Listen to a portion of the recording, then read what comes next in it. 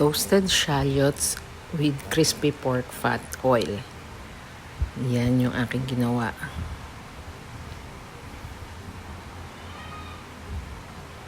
Yan, tingnan nyo yung ating toasted shallots or sibuyas Ilocano or laso na pinakrispy. Bali, ang ginamit natin dyan yan, yung laso na. Tapos ayan yung ating pork liempo na pinakuluan. Bali, ang ginawa dyan is naglagay ako ng kasi konti lang yung taba niya, kaya kailangan ko maglagay ng oil.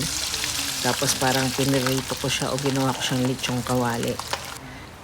Pinirito ko muna ng husto yung pork liempo na pinakuluan ko para maglabas din siya ng oil. Yan. Tinakpan. May hinang apoy lang yan hanggang sa maging crispy.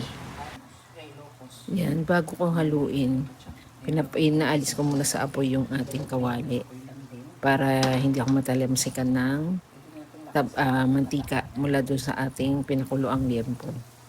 Ayan. Kasi biglang pumupunta. Ayan, medyo nag-crispy na siya. Paulit-ulit ko lang ginagawa yun. Nag-crispy na, nilagay ko na yung chinap na shallots. Yun, pumuputok pa, diba? Nakita nyo yung talamsak na mantika na yun. Pero nung nilagay ko na yung shallots, medium heat na lang. Kasi hindi pwede super high heat. Baka pumait yung ating sibuyas. Yung malilit na sibuyas na yan, nung hiniwa yan, maiiyak ka talaga.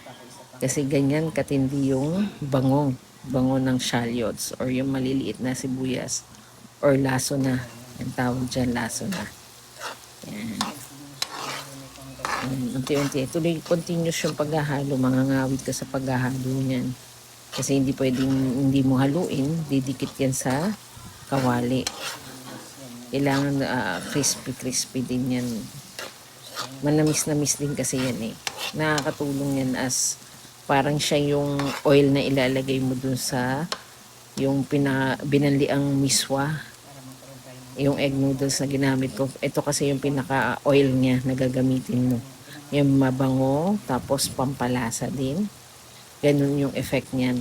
Pag may oil kasi, mas lalong sumasarap yung miswa. Yung egg noodles. Yung egg noodles na yun, kahit kainin mo lang na ganyan lang ang halo, pwede na. Pero syempre, nilagyan ko pa rin ng special na mga sahog. Kaya medyo matagal ang pagluluto, maproseso ang pagluluto ng miswa gisado dahil sa hiwalay-hiwalay yung step ng cooking niya. Kailangan meron kang pinamantika ang taba ng baboy na may sibuyas as your parang oil na para hindi magdikit-dikit yung miswa. Tapos separate yung ating ginisang mga gulay at saka yung mga laman or pinakasahog kasi pwede rin yung seafood eh. Yan yung isa sa mga ginamit ko. Kaya yan, 'di ba? Sabi ko nga yung preparation ng birthday ni Mama, ilang araw ko din ginagawa. Saka ilang oras din. Pero masaya ako kasi nagawa ko siya ng naayon dun sa kung ano yung proseso ng paggawa ng pagluluto ng miswa gisado. Talagang special, 'di ba? Ayan, napakwento tuloy ako. Pero yan lang yun. Ganyan lang, hintayin natin maging toasted or medyo mag-brown na yung sibuyas na yan. Oh, medyo ilang oras din yan. Continuous yung halo. Hindi pwedeng hindi tumigil ka sa paghalo. Kung titigil ka, saglit lang. Pero tuloy-tuloy yung paghahalo niyan. Ayan, nakikita nyo kumukulo-kulo. Diba? Kumikibot-kibot yung oil. Yan.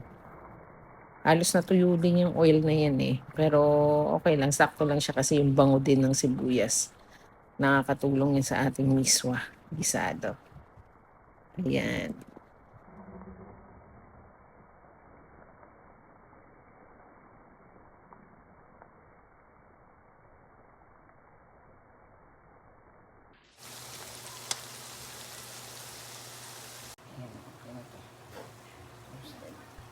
Ayan. By this time, luto na yan. Pinatay ko na yung apoy niyan. Nahalo ko lang kasi ayan, malapit na siya dumikit sa ating kawali. Ayan, luto na yan. Yan, ganyang itsura ang kailangan natin.